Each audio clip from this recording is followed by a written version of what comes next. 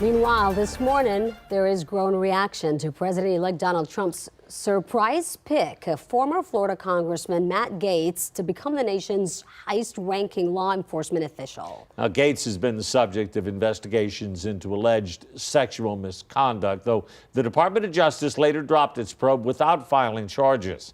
Jared Hill has the latest.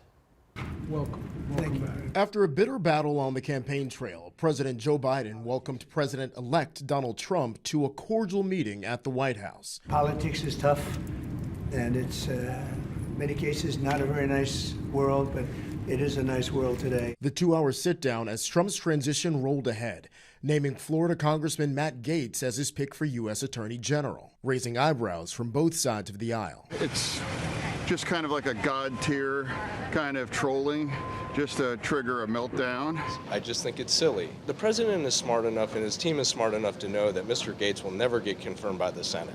Gaetz, a staunch Trump ally, resigned from the House Wednesday, just days before a House ethics panel was set to vote on whether to release its report on its investigation into whether Gaetz engaged in sexual misconduct and tried to obstruct government investigations. That's according to 3 sources with knowledge of the committee's work. Wednesday, Trump also named former Democratic Congresswoman Tulsi Gabbard as his director of national intelligence. She's likely to be grilled over sympathetic statements toward Russia and a self-funded trip to meet with Syria's leader.